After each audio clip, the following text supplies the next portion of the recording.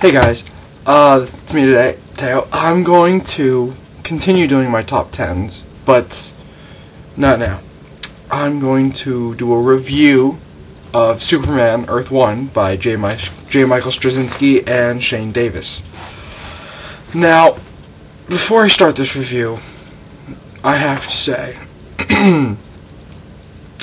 a lot of people have been pissing me off about this book. They're saying it's the emo Superman, it's Superman for the Twilight generation. Superman shouldn't be dark. He's got to be a happy character. And clearly they're saying that just because they see the cover, which he wears the hood on that jacket once in the story and he doesn't even do that. Okay. Yeah, people have no idea what they're talking about when they say that this is for the Twilight generation. It is a very bright, fun, colorful book. It's got a little dark because it's dealing with the destruction of Krypton, which, I mean, that is in its own pretty dark. So, aside from that, it's really good. I mean, it's really bright. Of course it's really good. It's fantastic. Okay, so, let's see. What I like the most about it is... No, sorry, I'm going to start with what I don't like first. What I don't like is that I think when he's Superman, he should be, I don't know, a little more broad-shouldered. He seems a little too slender for me. But he still looks great, and he fills out the costume well. Yeah, that's my only gripe with it. Really, that is my only gripe with it. Other than that, it's near perfection. Okay, so the villain in this is, I don't want to spoil anything, but his name's Tyrell, and he's a badass. He looks cool. He could fight Superman, equally, and get to the better of him sometimes. He's just really cool.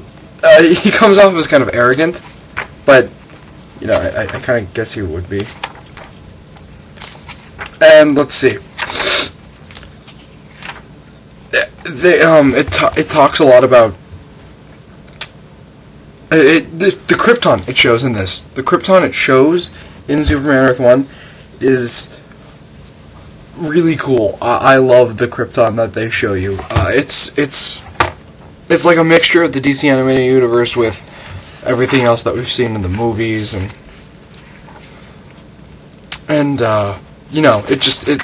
it's really cool. I like the Krypton, and I'm not gonna say anymore. Oh my god, Lois Lane. When you first see Lois Lane, she looks exactly like Deborah Morgan from Dexter. It's really scary. Like, they look identical. I mean, if they make a movie out of this, they should make her Lois Lane. I'm not joking, because she acts the part. One of my favorite scenes, though, is after Clark goes job hunting. He just looks up to the sky and flies up into space, and he's like, "Where did I come from?" He's questioning who he is because he has no idea yet. And it's really cool. And then it takes you to a flashback, which is okay. I mean, the flashback is a flashback.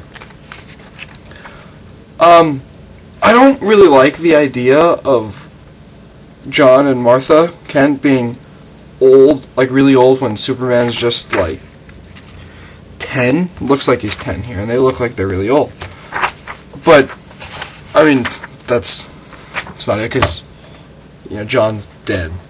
So... Well, this book is pretty much there's this one scene where this isn't really a spoiler. Superman, he goes to these scientists, and they've been working on this equation for like the last 3 years, and he just sketches something down on a piece of paper and hands it to them at work, and he's like, "Don't move, we got you a job." And then he ends up turning it down, which is really, well, I'm not going to tell you why. It's a fantastic book. I mean, in short, it's hard to, I have to get used to this, but it's hard to review things without spoiling it. That's what I'm trying not to do.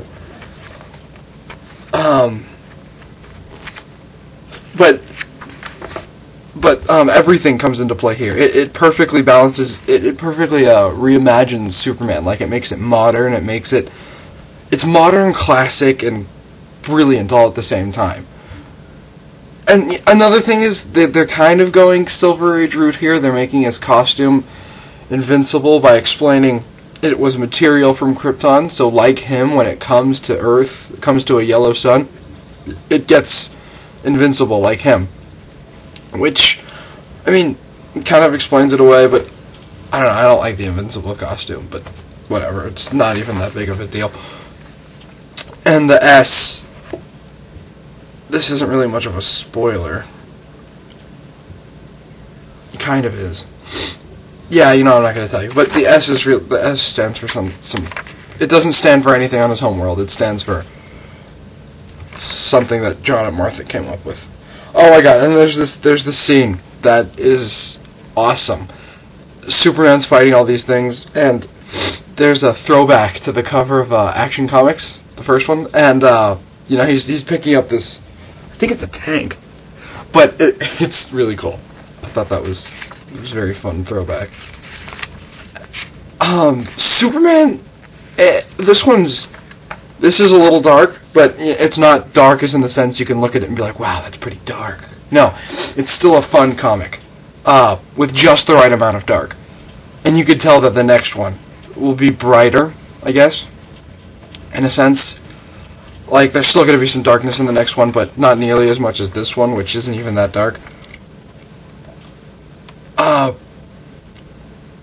The art is great. Like, he does action a little funky for my tastes. Sometimes it just looks like it's a standstill picture. Sometimes, but not usually. I'm flipping through it right now. There's his art is fantastic. It's beautiful art. And there's this one scene where it's a full page spread of Lois, Jimmy, and Superman.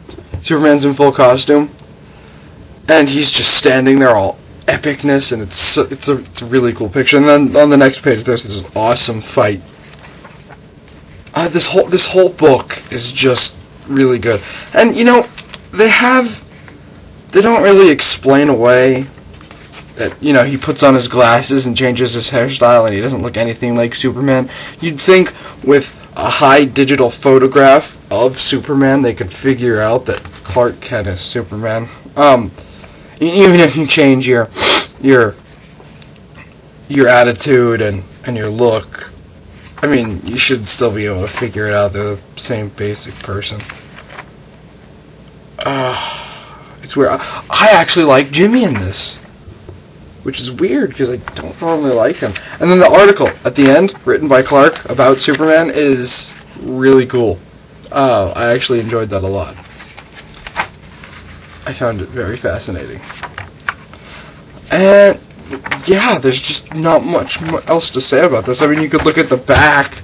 The back gives you all these short little reviews. It's good. It's very good. They make him the Superman where if he looks at anything, like, his brain goes really fast. So if he looks at anything, he can learn it almost instantly. I mean, I don't really have a gripe with it. It's just, no, I don't. It's just there, you know. All in all, it's one of my favorite books, and the fact that J. Michael Straczynski left his Superman and Wonder Woman run to work on more. Sorry. Yeah. The fact that he left his Superman and Wonder Woman to work on more Superman Earth 1s made me really happy, because, I mean, apparently a Superman run's supposed to be fantastic, so I must check that out. But Earth 1 is a revolutionary book. It is awesome. And, you know, it is for a new generation, but there's so many throwbacks to, you know, who's Superman. He's still one of the greatest guys. He's still a fantastic stand-up person. He's dealing with himself. He didn't want to be Superman. It was John and Martha wanted him to be. They said, like, you know, you're here for a purpose. You need to do something.